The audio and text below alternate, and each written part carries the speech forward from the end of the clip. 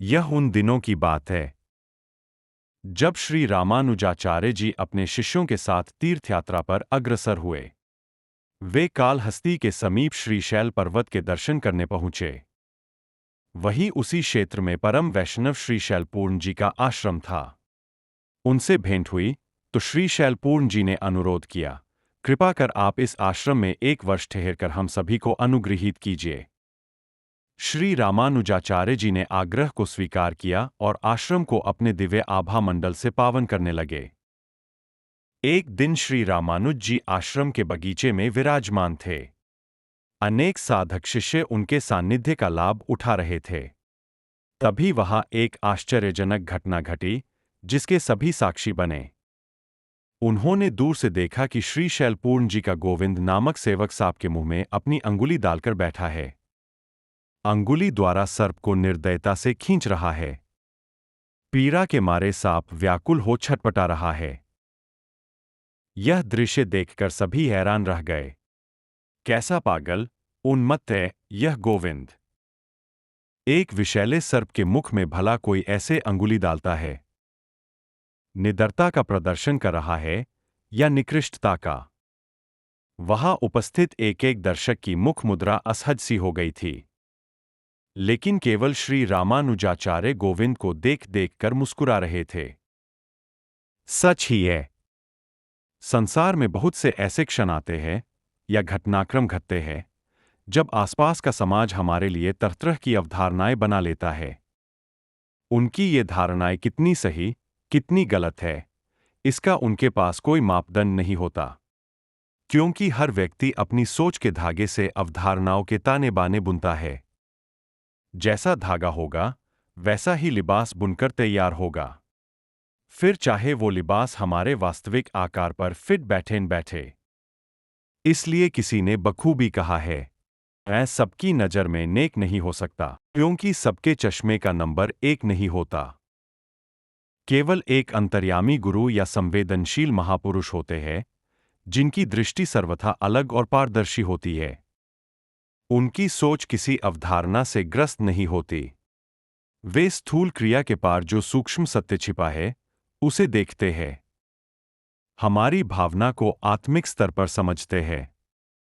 कई बार हम स्वयं अपनी मन की स्थिति को समझ नहीं पाते, पर सद्गुरु जानते भी है और सही समय पर धारणाग्रस्त समाज को जनाते भी है।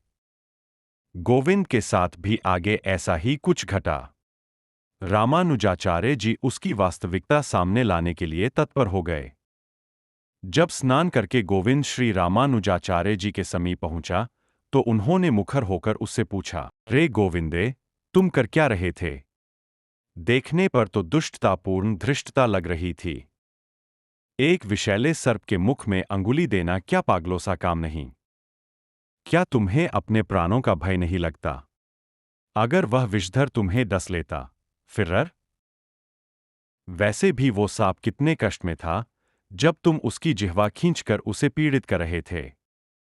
गोविंद ने रहस्य खोलते हुए बोला, नहीं आचार्य, मैं पीड़ा नहीं पहुंचा रहा था। किसी कंटीली वस्तु को खाने से सांप के गले में कांटे अटक गए थे। उस कारण से वह घोर कष्ट में था। मैंने जब उसे तड़पते हुए देखा तो मेरा हृदय द्रवित हो उठा। मुझसे रहा नहीं गया। मेरा हाथ बरबस ही उसके मुख में चला गया। मुझे भान ही नहीं रहा कि उसका डंक विषैला है। मैंने उसकी जिह्वा नहीं खींची, बल्कि उसके मुख में चुभे कांटे निकाल दिए। अब उसे पहले जैसी पीड़ा नहीं है। अगर उसी क्षण इस कष्ट का शमन किया जाता तो सर्प धीरे धीरे मृत्यु के मुख में प्रवेश कर जाता। अभी वह निर्जीव सा पड़ा दिख रहा है, परंतु स्वस्थ है। थोड़ी ही देर में सरसराता हुआ रेंगता दिखेगा। इधर गोविंद बोल रहा था, उधर सभी के शीश शर्मिंदगी से झुक रहे थे। आश्रमवासियों को अपनी भूल का एहसास हुआ। वे गोविंद के बारे में क्या क्या और कितना गलत सोच रहे थे। सत्य से पर्दा उठ चुका था। अब सब जान गए थे कि गोविंद कितनी श्रेष्ठ भावना से क्रियाशील था। पूर्ण गुरु का सच्चा साधक ऐसा ही होता है। समाज को पीड़ा या कष्ट में देखकर उसकी आंखें सजल हो जाती है। हृदय धड़क उठता है। वह स्वतः ही स्वार्थ के दायरे लांघ जाता है।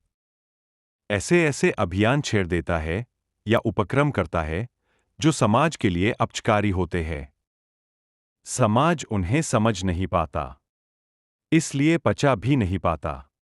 साधक जिस अगोचर भावना या विश्वास से स्पंदित होता है, वो उनकी साधारण सोच के दायरों से अति परे होता है।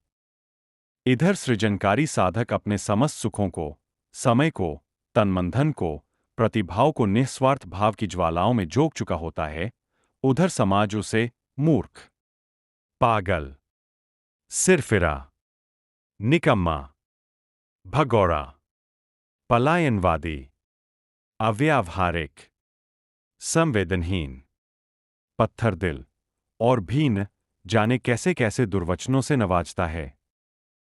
परंतु प्रकृति का नियम है। एक समय आता है जब साधक का साध्य या लक्ष्य स्वयं उसकी आवाज बनता है, उसकी श्रेष्ठता को भरे समाज के सामने प्रकट करता है। इसलिए हे साधकों, अगर आप में, आपकी भावना और कर्म में सच्चाई की खुशबू है, तो वह कभी दबेगी या छिपेगी नहीं। आपके साध्य उसे जगत में प्रकाशित करेंगे। आत्म स्वयं को न्यौछावर कर श्रेष्ठ सेवा कार्यों को करते रहें। समाज आपको गलत समझे तो भी घबराए नहीं। डटे रहें, सद्गुरु की दिव्य योजनाओं के प्रति आश्वस्त रहें। सही समय पर वे आपकी तपस्या को अवश्य मान देंगे।